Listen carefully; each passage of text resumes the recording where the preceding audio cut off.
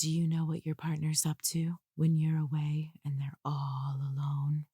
No, what? They're listening to the Screw podcast, of course. What's that? Sit back, relax, and listen. You're an orgasm addict.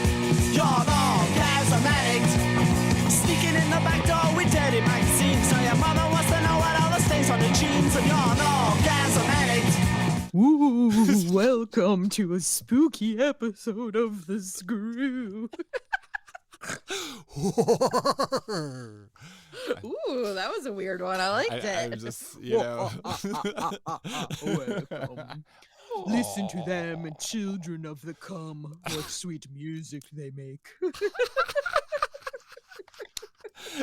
I was actually thinking earlier, it's like, how come every time I put on headphones and sit in front of the mic, I just want to make noises or sing. I get in and I'm just like, yeah, singing whatever, just to hear. Do I just like to hear myself talk? Is that what it is? Yes, that's okay. It happens. Well, yeah, that's why half of the population has a podcast. We were first. We did it first. I love it. Every time I go We did it before. We did it when it was really not cool at all. Oh, yeah. It was like really, and it's actually really, it's not cool again. It's a cyclic thing. Podcasts were not cool. No one cared. Then they became really hot and popular. And now everybody has one. And so everybody's like, oh, you're a guy with a podcast. You're a douche, which I agree that most people with podcasts shouldn't have podcasts. But I like that we watched this ebb and flow, whether or not podcasts are quote unquote cool. Yeah, the only people that say, oh, that's like they used to say, oh, that's really cool, neato or whatever, maybe not neato. Neato? But Neato! Now when like, you just oh yeah, so I have a podcast and they go, that's so cool. What do you talk about? Sex. Oh my God, sex. And of course, like there's 1,000 sex podcasts now too. It's like daring to say naughty things used to get us knocked off of every platform. You remember? So I guess there is. Now you have to talk about sex. Yeah. There's a fucking TV show that just got released with what's her face that is about two girls that talk about sex on a podcast. Like it's literally our lives if we were two white women. Yeah. Oh, I know. I was thinking about that. We are. I always forget that you're a Melissa Etheridge lesbian. And I was, yeah. No, I still think it's still it's still a white woman and a white man. Anyway, you want to, it may not be who you think it is. That's true. But I do double as the white man in our relationship. Yeah, you're so butchy when it comes to certain things. Like I'm squeezing your hand during horror movies. Like, oh my God. And still now, you cannot. I will watch a horror movie, but nobody is allowed to make sudden moves.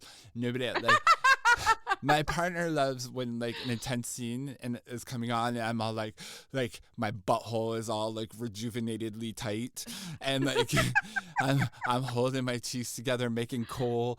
He'll go and he'll flick my nipple, and you know how sensitive my nipples are. I jump out of my skin every time. So now I love that. Now I've taken to just when I feel something is intense, I will do the whole you can't see my boobies, arms folded over my chest kind of thing. You're not getting near them. I actually went to see Halloween, the original Halloween 78 on, was it Friday?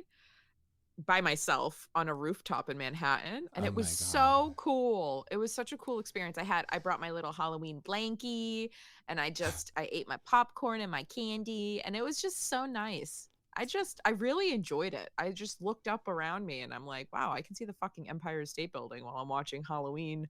That is my so favorite movie on earth. It was pretty cool. It was moments like that are why I don't want to leave New York City, No. And I don't think I can, not permanently, not in any kind of serious way. But anyways, it was cool. And I actually got tickets to see Scream the same way in a few weeks too. Oh, so nice. Very cool. Yeah. And I'm seeing live orchestra or a two-piece orchestra. I don't know what to call it. An orchestra play the score of Nosferatu Oh, nice. on Halloween. Probably Yeah, I'm probably more than excited. a two-piece orchestra then. No, Probably. I'm pretty sure it's two. I Wait, think just it's a two two-piece. people playing I'm all of it? almost positive. Oh, interesting. Yeah. I don't know Okay. how it's gonna go, but I'm excited about it. No, So I that's very feel like cool. that's my new version. I was talking recently to a friend and I was like, I don't know.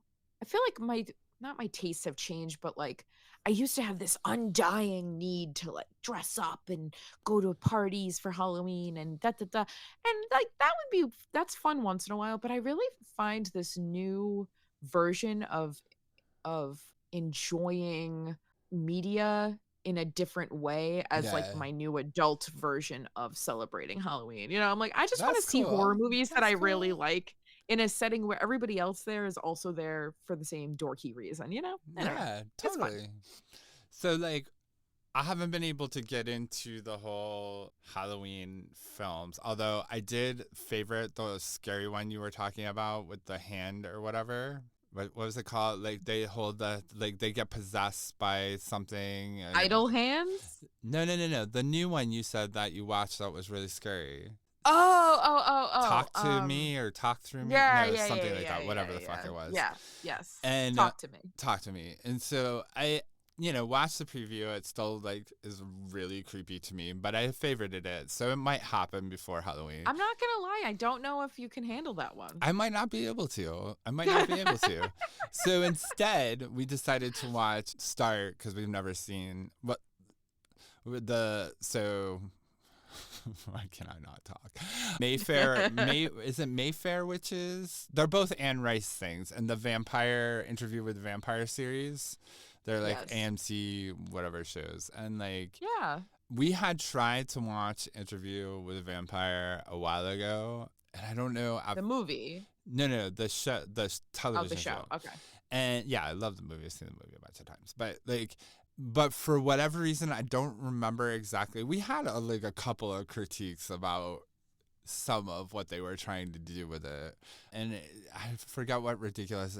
I think it was like he's driving, and they like basically made Louis a pimp, and like a black pimp in New Orleans in 1910, and I'm like, this just doesn't feel exactly right that they've done this. I did start the series and then I just got distracted. It within, wasn't 4 a problem minutes, with so. him being, I'm like, okay, it's fine and cool that you've like thrown some diversity and representation, but then you go and made him a pimp? A pimp. That Okay. seems problematic. Yeah. I mean, he's not just a pimp. He's like a hustler of many different trades. Let's put it that way. I And see. So, Okay. but then, so we decided to give it a second chance because like it found out it was renewed again, and like people just keep saying like, oh, it's so queer and so this and so that. So Mm-hmm. it's definitely pretty queer. And it's scary that both Mayfair Witches and they're scary. They're not just like, meaning that it's not like some drama fantasy. They're definitely more in the horror genre than like Oh, I see. the fantasy. Like this isn't the True Blood version, which True Blood is kind of hokey as much as like I love Kind it. of. Yeah, okay. This Lestat is like ripping throats out, and it's graphic, Well, I mean, for the record, True Blood is graphic, but it's so hammy that it's almost like easy. Yeah, to see and like past the it's a graphic. little trauma-y graphic. Like they explode, Yeah. and like their blood Yeah. is like the coagulated bits are against the wall. It's like For the record, all vampire anything should have queer elements to it. There is no way that you can have a vampire anything and not have some queerness to it. no, I'm sorry. I agree. Like, I agree. unless we're doing Bram Stoker's Dracula, which is the only version of that trope that doesn't need queerness because it wasn't written into the book for that matter, like right. that's the only version of the tale that makes sense to not have queerness in it. Everything else needs to be queer as Yeah. fuck. Yeah, totally. So I mean, and I've noticed this like kind of queer horror genre is like, because there's a whole list of queer horror movies now, or like queer like thrillers, if you will, and most of them are really horrible. They're either like horribly acted or something, and they're basically like soft core with a horror thriller plot like added to them, Right. which is, you know. But I will say Lestat, you know, is apparently played by this like Australian actor who kind of, I think, nails this French accent. Like, he's very, very good. And, you know, he's pretty hot in that, I guess, white European like looking. I mean, he looks French, you know? I mean, so he's got like the look down of like seductive, je ne sais quoi. And you can make fun of white French accents. I'm sorry. You definitely, it's open. Oh, I didn't say you It's couldn't. open season on all the imperialist countries. So, and then like they go to the sex scene and he takes off his shirt, and like it was hard to tell exactly his body type because they're like have all these like layers because it's 1910 or whatever, and they're like have like a vest and a big ruffly shirt and all this shit. So he takes it off, and I'm like, oh, he's mad flaco skinny. Like, he's so, you know, like not my type, you know. Wow, Aaron. But maybe he didn't have enough blood, okay? Maybe he wasn't nourished enough. He didn't have enough snack. Nothing worse than an anorexic vampire. But surprisingly, when they got all of his clothes off, he had culo, man. Nice, like, nice shaped ass. Because that's the, you know, if you like ass and you see these flaco boys, it's very rarely there's, like, booty to be had. And, you know, I don't know. I think I just like voluptuous booty, so I like me thicker fucking people. So, anyways. Well, I'm fat and I don't got an ass, so you know. No. And sure, can't all win. It can right. So that was my point. I was pleasantly surprised that there's a flaco with booty. It happens every once in a while. You know. Okay. You know. I'm just saying it's not about the body type as much as it's about the booty type. Yeah, there you go. Booty type over body type. Booty type over body type. Exactly. So can I just say... Meanwhile, you do have a nice butt, but we are on the smaller butt ends of the spectrum. So for us to be sitting here being like, oh, we require big booty is actually quite funny. Not right now. This booty is fat. Is it pop? Oh. Is it pop? Wait, get up and show it. I need to see. I'm gonna give the audience my honest reaction. No, I can't see. Nope, the camera. Nope. Show me the booty. Oh damn! Yeah. Where did that come from? It came from eating sopapillas. I'm moving to New Mexico.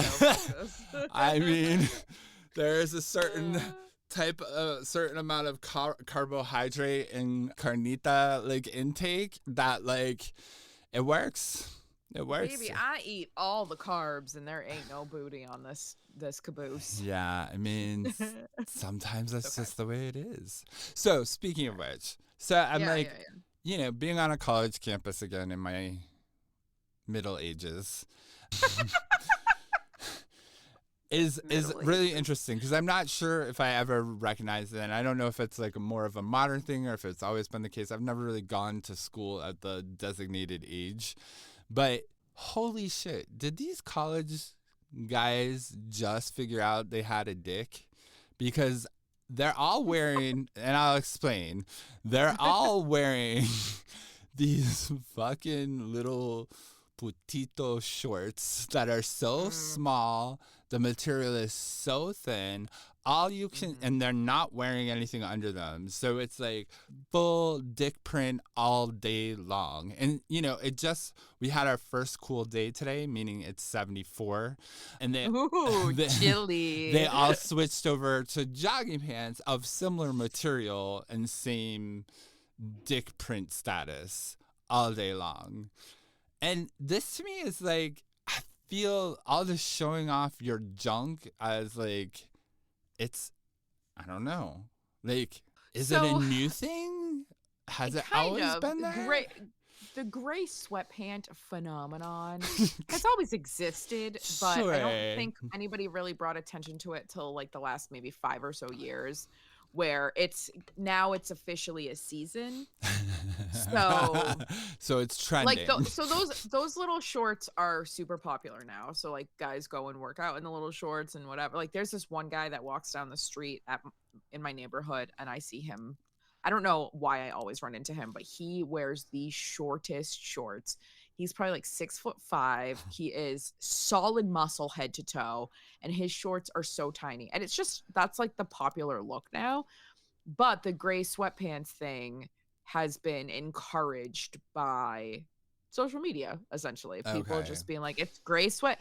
The same way, guys will be like, it's sundress season, meaning all of the ladies will be in their sundresses, and we love sundresses. It's the same. It's I'm gay like, men and women sexualizing the idea that we can see your dick I print in can your. not just that, I can see your fucking scrotum. Like, I mean, it's like, and so here's Yeah. the thing. I've been meaning to say this. So, you know, I think somewhere in this, the like advent of like this OnlyFans and this like whatever stuff, because it's definitely increased on like Instagram, the guys showing dick prints, not just here. Oh yeah. It's international, which is what's fucking cracking me up. Yeah. And of course, the new there's thing is to like work out without underwear and post it online. exactly. And like all of a sudden you're Which used to get you arrested. So yeah, it's true. I mean, I'm all for it. Like again, this is like whatever. Like, you know, people we used not have any clothes as human beings. So, you know, whatever. And there's somewhere in there the conversation of, you know, why is it so scantalizing? What is the word I'm looking for? Scintillating. Titillating? Tintillating? Yes, it's happened in my the vocabulary. new word for it is tintillating. Taint-illating is what it is. Taint-illating. There you go.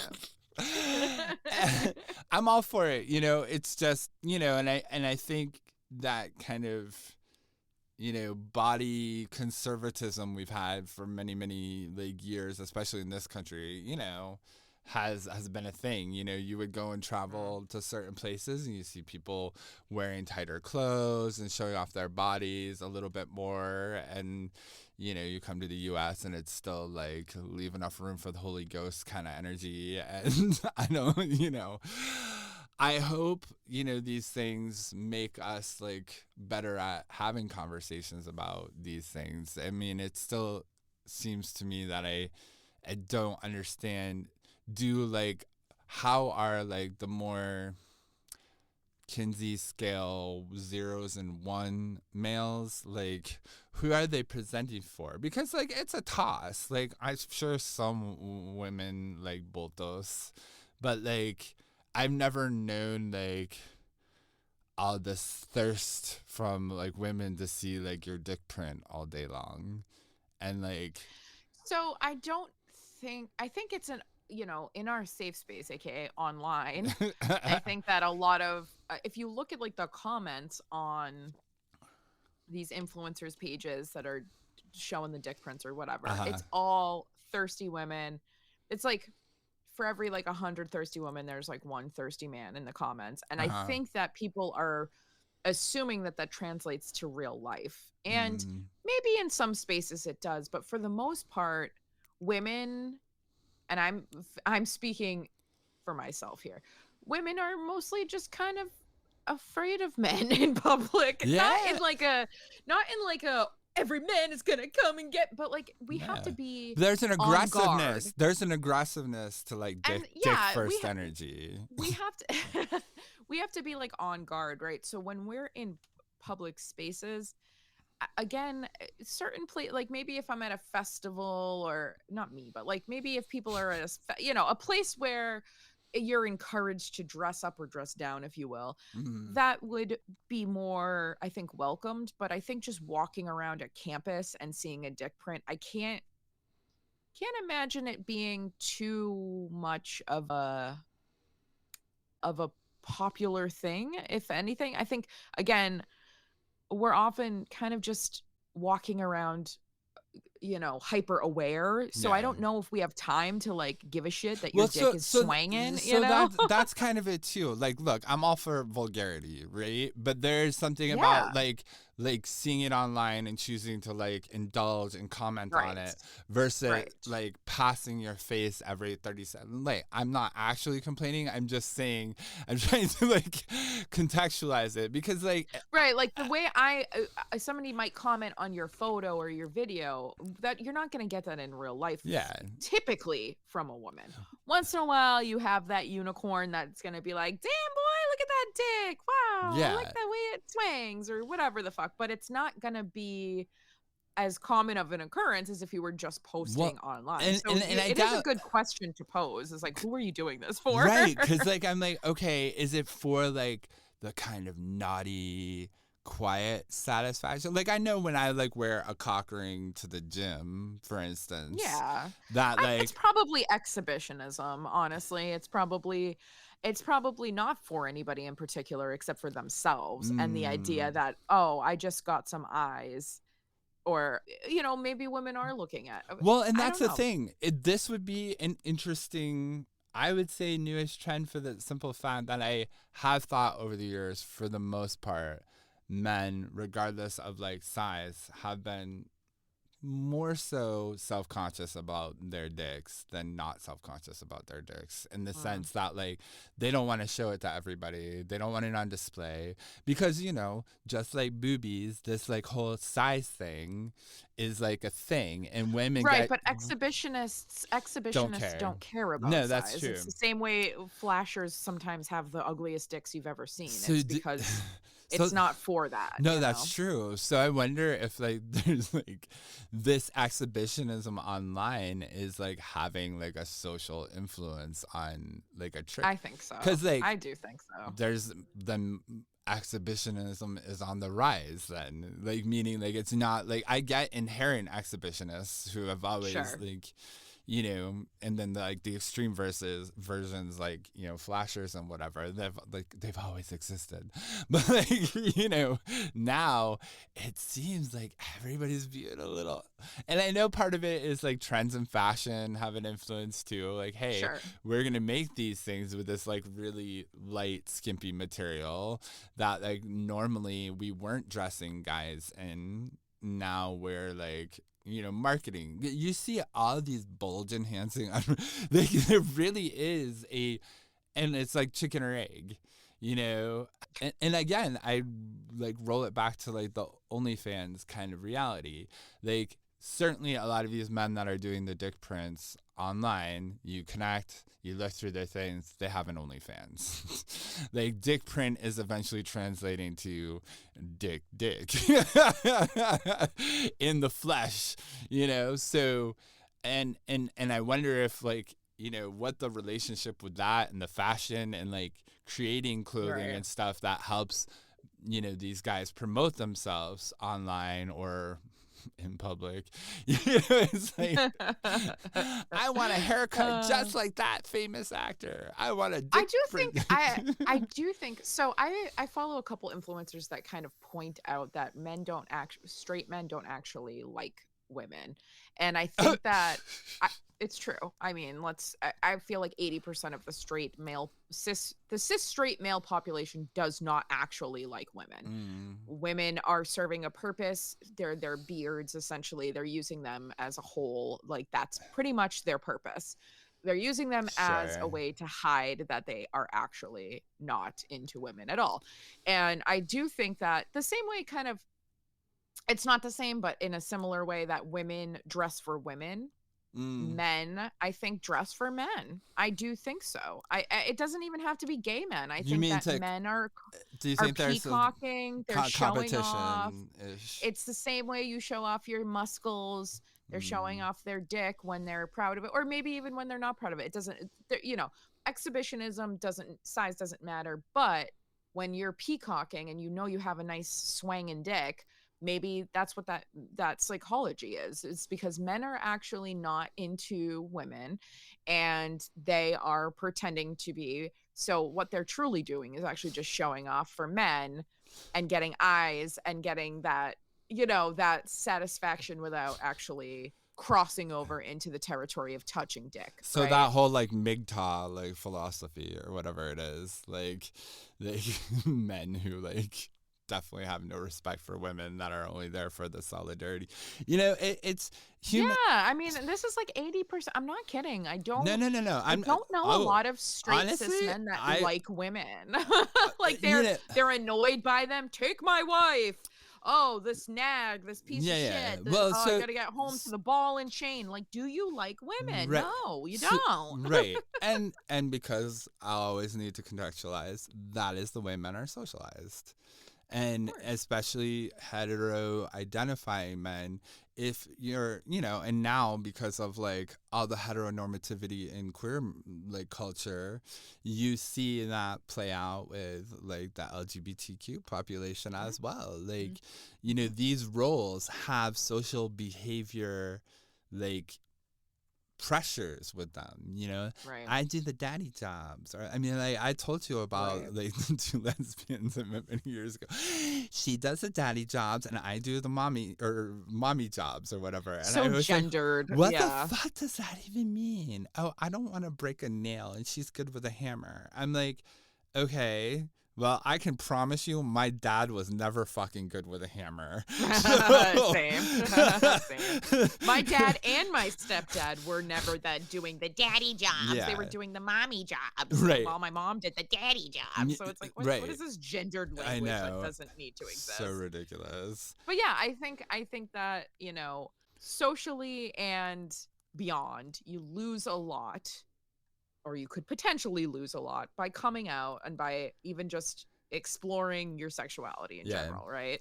So I think that oftentimes, straight cis men stay closeted because they are not willing to give up what it is that they truly want in life, which is to be accepted and liked and loved on the highest level. And they understand that there are ramifications with coming out, so they do everything that they can to stay in that closet. And that includes showing their dick imprint off to other men while they go home to their girlfriends, right? That they don't like, they do not like. They would rather be with their male pals. And I just think it's so funny that to this day we're still like, why do guys do that thing? Like, women don't like that. It's like, because they don't like women. It's just, it's a simple fact. It's just not the way it is. and I think, and I've said this a million times, like, if we truly want, like, sexuality to be freed up and, like, see it at its most, like, natural, like, occurrence, if you will, we really all should be supporting this fight against like the idea of gender like binary and normativity. I've always said like the fight against gender and gender roles and gender constructs really is like the most important one for sexuality. And of course this isn't always a popular discussion, because I think sexuality is so socially constructed and influenced. I think we all have no idea of what our natural inclinations and leaning, and we don't consider how much being raised around such strict gender archetypes have actually influenced our sexuality. Either by what you're talking about with straight men hating women subconsciously, or like there's so much at play here. Oh, it's conscious. It's fucking conscious. But like it's conscious out of like, this is supported, right? This is socially supported. This is the norm. It's the norm to the point where I know that our listeners that are cis straight men are going to be like, what are you fucking talking about? And that's fine, because our listeners that are cis straight men are probably not who I'm talking about. Exactly. Because they wouldn't be listening to a podcast with a woman and a queer man if they had issues with either of us, right? Yeah. So it's one of those things where, you might be listening and scratching your head, but I promise to fuck that this is a very real thing. And it is a very real thing that is just now kind of coming to light. Like the Mhm. more this one influencer, he literally his name is it Barrett Paul? I think it's Barrett Paul. He literally will take people's comments, just completely ripping apart the women and the women experience and all of that. And then he's just like, are you sure you don't want to just kiss your guy pals? I'm pretty sure if you just try it, you might realize that you don't like women, because by all intents and like you don't like women. You just Well, I think the other flip it's side. like a phenomenon. I think the other flip side of that, or maybe not the flip side, but another component or another like aspect of that is just the uncomfortability in general that's allowed men to be physical and intimate in any other way that doesn't either imply sex or murder. You know what I mean? Like, men are allowed to fuck each other and they're allowed to like fight it out, but they're not they're not allowed to like touch each other and like and show affection in that kind of middle ground way, you know. Right. And I know everybody talks about, but seriously, these are the effects you're gonna get. You're going to like, it's going to seem, I think that there's going to be a level of, well, why am I not allowed that, right? And we've talked about that before. You know, women will perpetuate that toxic masculinity about that intimacy as well. Not all women, but like, be like, oh, do I have to worry about him? Like, he's really chummy with that guy, you know, friend of his. Do I have to worry about that? You know, so I think there's just so many things going on in play that, like, and I've said this many years ago, dudes, whatever you think the fight is, that's not the fight. The fight is like for your mind, for the stereotypes being perpetuated about you, for like the way all of society pretty much gets to treat you like dumb monkeys now because they are like commenting on your behavior. You know? It reminds me of the scene in Boondock Saints where Willem Dafoe is in bed with the person he just had sex with, and the guy tries to he takes a phone call, and the guy tries to snuggle up with him like a minute later, and he slaps him and calls him a faggot. Right. Because again, you could be inside of one another one minute, but you can't hold hands the next, or else you're a faggot. Right. You know, like the masculinity ends here and femininity starts there. And it's just that like warring. And you're right, it's all societal based. If we were just chiller about people, not only people living their sexualities to the fullest extent, but also exploring. You know, when I'm so sick of that conversation that, oh, well, you've sucked a dick, you have to be gay. No, well, you can try something and not be that thing. I eat vegetarian food all the time. I'm not a vegetarian anymore. I mean, both I think, I don't want to say both sides, but I do think that there is like significant like status quo middle ground on both sides of this issue, from the like we hate gays issue to like yay gays. And everybody's uncomfortable with the idea of telling them like there's no binary, there's no doing an act. And that's why I keep getting against this top or bottom thing. Just because you stuck it in somebody doesn't mean you get to like identify as a sex act. Come on. None of us go around saying I'm a dick sucker or I'm like a vaginal penetrator. You know, they I am the penetrator. Yeah, I mean, that's my favorite X-Man. The penetrator. Sex men.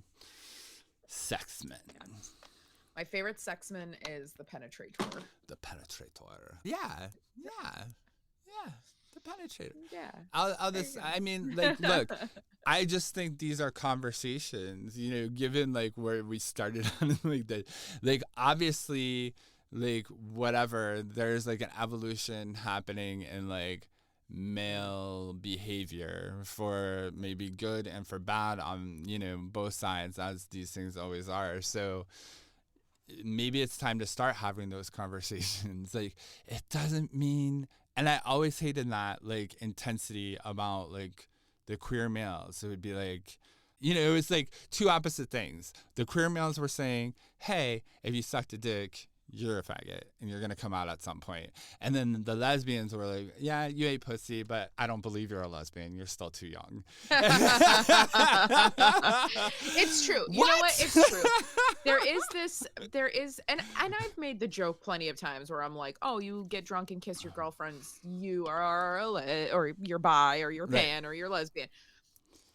It's a joke. Okay. Right. But I do think that there is this kind of like, this rigidity of, oh, well, you've done this thing a couple times, so it has to mean something more. And it could, and it might, but it also doesn't have to mean that. Like, it doesn't, there's no fucking equation that equals, you know, what's the word I'm looking for? Like definites.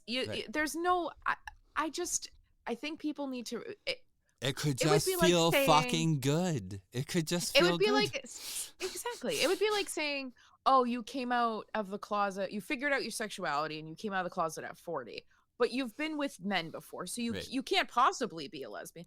No, like, first of all, people are allowed to define who they are, how they, you know, however they see in any given moment of their life. And that's why straight cis men continue to define themselves as straight when they actually are living in a body of a gay person. You know, it's this, and they're going to continue to think and be convinced that they are straight when they would prefer to be around their guy friends. They would prefer to be around men. They've thought about sucking dick before. They hate women. They beat women. No. Hold on. Let's be clear. Let's be clear. You don't have to hate women or beat women to be gay. Let me just disclaim. I get it. No, you're being hyperbolic. I'm being hyperbolic. I'm talking about we're going to get a bunch of hate mail. I'm talking about men that absolutely fucking hate women, and they cannot stand women, and they continue to stay in straight relationships. Sure. That's all. I am being hyperbolic. Don't cancel me. No. But fuck that. This is an uncancelable show for so many reasons. And look, because you don't cancel people that are willing to like listen and understand your point, right? You know, and I was reading something about this again, and I know we've talked about this before, but like the idea of cancel culture is very conservative in nature by whatever side of the issue you're on, because it does not help us educate and bring people forward and like open minds by you canceling them. It does absolutely nothing.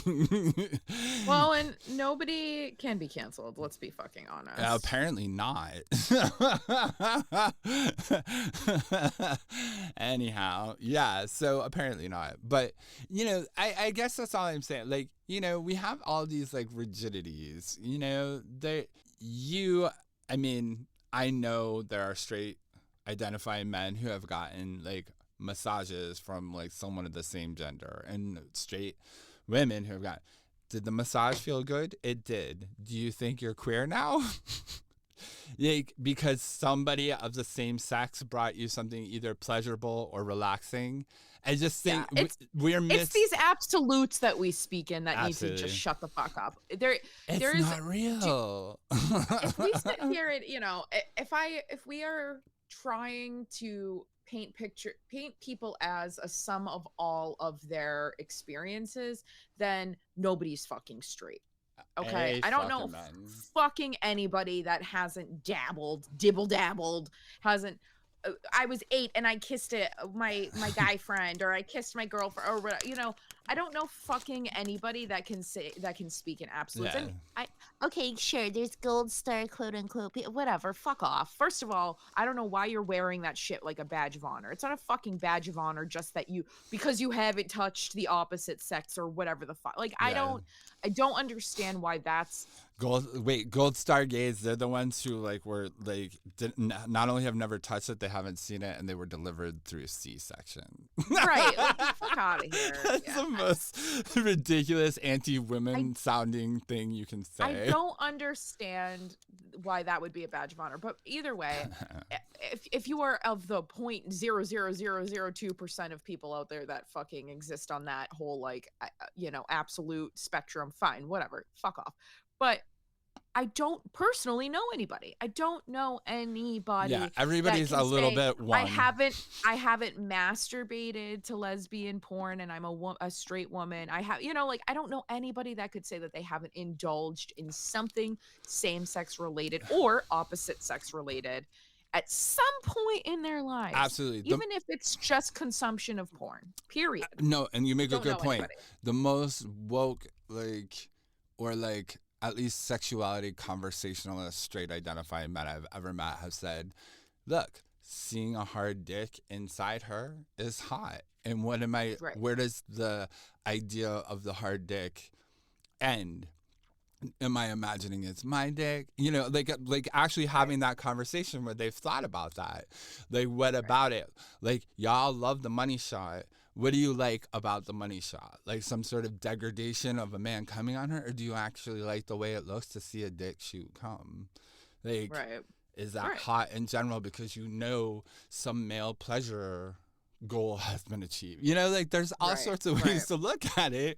Absolutely. And I highly suggest y'all explore many ways to look at it because it opens the conversation. I've been reading a lot of this stuff about I've been starting to follow more things about non-monogamy and polyamory, which, I've participated in for a long time.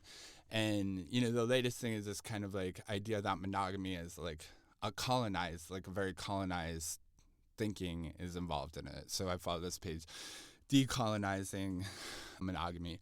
And of course, these things are always difficult because you can get stuck in identity politics hell when you get in she, the person who runs the page, and as soon as I see it, I'm not actually 100% sure what her pronouns are, but they have two main partners, and one of them is white, and I think one of them's Latino, and she is African American, or they are African American, and they get all sorts of hate about talking about decolonizing with one of their partners because he's a white man. And so and I'm watching the comments, and they have really good rebuttals. They'll come on and say look, I have to address this. What the fuck? If we want white men to talk about decolonializing, don't we? We want to decolonizing. Sorry. I need a good colonizing. But I need to decolonize myself. I mean, and that's true. I mean, it kind of doubles back to the cancel culture question. If we can't talk about what do you want? We don't want things to stay the same in these conversations. So for that to happen, unfortunately, you do need to engage white men in some of these conversations because they're part of the power structure. And if you want on some social level, at least right now, we can talk about dismantling it, but it'll dismantle itself if they start believing and understanding what you're talking about, cutting them out of the loop. As much as they may say stupid things and do stupid things isn't very helpful either, and it's nobody's responsibility to educate these men either. They need to educate themselves. But and yes, some of the lefty white dudes have a problem of sounding very paternalistic and stupid, as I'm sure I do sometimes. But at least they're not saying kill women or whatever, I mean, they need to work on it. But again, think of the social norm ostracizing that happens when you're a straight identifying man comfortable with their sexuality, or supporting all of these social things that a lot of their other counterparts are not. There isn't a not an equivalent otherizing happening, but certainly a level of it that's happening when you don't support the status quo or the norm. And I do think that can make people a little socially awkward sometimes, but yeah, I mean, we grow up learning everything is one way, and then when we become free thinkers, we realize that that's actually not true at all. Things are multiple ways. Yeah. And it's up to us to decide whether or not we want to go against the quote unquote norm. Yeah. And going against the norm comes with a lot of ramifications. It does. And not Punishment. everybody, there's punishments in every choice that you make. Absolutely. Technically. And Sure. you can either you can survive life by having the fewest punishments, quote unquote, or you could, you know, just live as true to who you want to be as possible. And that's 100% up to you to make that decision. Yeah. But I think you're a big old bitch if you don't. No, I'm kidding. Well, no. But you make a good point. You know, I'll contextualize it. So I'm in a very socially justice like health program, right? And so there's all these conversations about how like class and like essentially capitalism and other like, you know, identity like things can be a part of, you know, unfair treatment and inequity in healthcare and all these things, right? So we're having all these conversations about how impossibly unfair our current system is and how expensive it is and all these other things. And then you have these professors, like they say it and they believe it in some sort of like, you know, context of like academia, but from a very like, we're on the inside looking out. And then when they have students that like, you know, fit any of those categories, it's like, well, but this is what you have to do to like get through the program and get credits. And it's like, you do understand, like you can't be against the power structure and support the power structure at the same time. Right. You know, Right. and I get it. Everybody needs a job and a roof over their head. So, you know, and they have like hoops that they need to jump. But I would suggest you free your mind a little bit more if you're going to support those things to say, I'm going to do whatever it takes to help this person push through. Because the answer is either circumstances are hard and they didn't have the access to achieve, or they're lazy. Right. And nobody here likes to Right. say lazy. Right. I mean, that's actually very, I never even thought about that. Like teaching classes that teach you about inequities and then not taking those into account when grading or holding your students to a standard is interesting. Yeah. I don't like, how do you reconcile that? How do you come to terms with the fact that you're teaching that this is a fucked up system and then you are perpetuating said fucked up system by, say, expecting your poorer students to have had enough sleep to pass the test with flying colors? So for you just example. described the democratic strategy. No, I mean, like, yeah, you have to suspend some sort of integrity to participate in both. And again, I'm not being judgy. Everybody needs a job. We still live under capitalism. And I'm not going to like dissuade somebody's hustle as long as it doesn't hurt anybody. Like, you do what you need to do. But there is, you know, a shining hypocrisy that I always like to point out in the discussions, that while we talk about this in class, many people have trouble applying this in their everyday life. And I think it's important that we don't talk about the people and the groups that we're talking about as if they're not us. They're all of us. Like, there's a representation to everybody that we're talking about that exists here and now in this context. So it applies to us, but it doesn't apply to us, you know, and that's a tough energy. Like, when it's like, huh? Right. Like the assumption that we all got here based off of the fact that we can afford it, or the fact that we had proper schooling that led us here, or whatever. It's like, that's all bullshit, because it's the truth of the matter is that most people can't afford the school that they're sitting in and learning about these fucking things. You know, none of us can. That's why the student loan industry is booming. And like, if you look, I see how many older students are in college right now. And I will tell you this strategy because it's my own. I got laid off from my job and I had trouble finding a job. And my question in my head was, well, I should probably do something to try to help me not be in this position again of not being able to find another job. So let me like go do this. But more importantly, let me take out student loans so I can like at least eat while I'm trying to do this. Because there is no there's no way to like do this the right way if you don't already have money, privilege, and access. That's just the reality. So people can like talk about that, you know, like I've experienced with my family this kind of, I'm sorry you're having a tough time financially right now. I am not having a tough time financially right now. The world is having a tough time financially right now. And like there's always a tendency to like put the individual blame and shame, and we do it ourselves all the time. I'm going to shame myself for being in a tough position, even though for everything that I know intellectually, I wasn't raised like with middle class money, access, or privileges.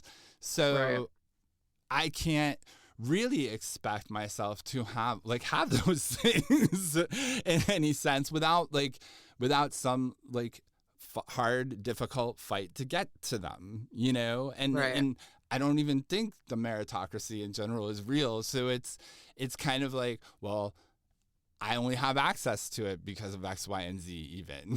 Or, you know, like relatively speaking, exposure to education. Even if we didn't have money, everybody like went to community. I mean, my parents are first generation college students, you know, like we're farmers. that was the deal. And their parents certainly didn't know how to do these things. But luckily my parents figured it out, so I know how to do it. You know, it's my mom didn't graduate high school. I think she dropped out. I mean, and my dad went to trade school, which I am very annoyed that I didn't do, because I would love to be like a plumber or something. Fucking I mean, plumbers make decent money. No shit. I want to do a job with my hands, but I feel like I'm aged out of being able to actually learn it, you know. Yeah, I cannot see you being a plumber, my love. Fuck you. I mean, I know we all have things that we got to do. I just mean, like, I would love a job that is truly a trade, like something like an electrician, a plumber, fucking handyman, something. You know, I had two of my grandmother's husbands were electricians. Two of her many. She went through those electricians and that was a decent trade, you know, in the sense that like they didn't have education, but they were able to like support their family, you know. Yeah, but I'm sorry, understanding something like electrical work, that's education. It just doesn't look like what us fuckers think, you know. And I know right now these fields and industries are struggling because right now the go-to is to be online famous. Nobody's going out and learning a fucking trade anymore. It's just not a thing. And so therefore the workforce is I think dying. It was a few years ago, like something in Pennsylvania, they were having such like I think it was HVAC shortage that the state started giving funding to the community colleges to not only increase but like provide almost scholarship to people who are interested in HVAC, because the planet's just getting hotter, folks. And that's the thing, and colder. We're gonna have a need for those things. Like you can't. There's robots can replace a lot of us for a lot of things, but they can't replace that kind of shit. Like that's not a thing. You need humans to be able to do that kind of stuff. So I don't know. I don't know the point of this convo. Send your kids to trade school.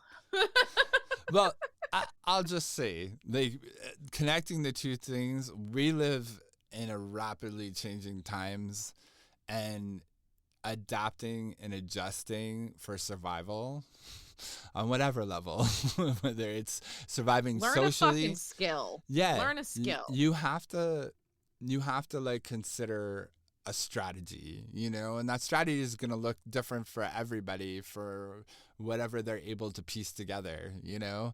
A hustle is a hustle is a hustle, but like, you know, there's nothing that you're doing wrong. The world is changing. Jobs are different than they used to be, and you know, there's not a lot of like really marketable professions for a bachelor degree student like coming out of college. That's just the reality now. So, you know, you can be on college for 4 years with your dick print out, enjoy yourself.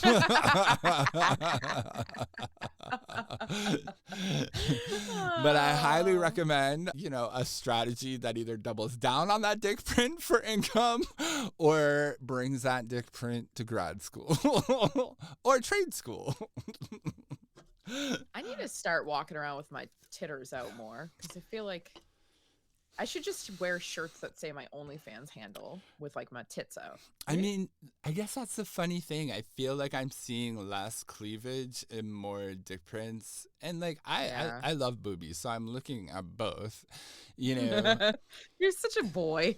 I love boobies. You know, I like voluptuousness. So I have to say, I doubt it's like about like the specific body part anyways, but like I like roundness. I don't know, it must be some sort of like breastfed child problem, but like so by nature you're supposed to be attracted to tits because you need to be able to feed yourself as a baby, right? Yeah. And then what nature did to us is, because doggy style is a thing, nature decided to put tits on the back, aka ass. So that's why most of us are attracted to fuller booties and fuller breasts. But dick melt doesn't have that much nourishment. So explain that part. Neither does ass milk, for that matter. That's true. Because as we discovered, eating the booty like groceries can be a problem. I remember that podcast. That was funny. See, we talk about butt a lot. I like butt. We do talk about butt. Okay. Yeah, butt's cool. That's cool. That's a good. All right. Well, subscribe. I don't know what we just spoke about. I literally, this was a fever dream of an episode, I swear. But ooh, yeah. If you want more butt milk, be sure to like and subscribe. Download our podcast episodes. Actually. Yeah. Download. You know what? Listening is great, but if you download, what's going to happen is we're going to be able to do more with our podcast. So absolutely. If you're listening and you're just streaming, thank you. We love you. But if you're listening and just streaming, if you could click the download button on some episodes, that would be extremely helpful for us. Yeah. We're trying to hit a certain goal, and that goal will allow us to possibly monetize a little bit of this, which would be really cool since we've been doing it for 18 fucking years. Right. And I know for a fact, I think on Apple and on Spotify, if you subscribe or follow the podcast, the first time you hit it, I think it does give you the option to automatically download new episodes. Yeah, so do that. Do that. Please. Bring us with you, whether you have Wi-Fi or not. And to all the men listening, the straight cis men listening that do not hate women, thank you. I love you. I'm sure your wives and your girlfriends and your partners love you. And thank you for not murdering us. Yeah. Yeah. Butt milk for life. And I hope you don't actually hate men either, because No, that's fine. You can hate men all you want. I don't give fair a enough. fuck. Somebody's got an agenda here. Men aren't being disproportionately killed by their partners, you know. No, that is very true. That is very true. Fair enough. I like to end things on a real morbid note. We love you. Goodbye.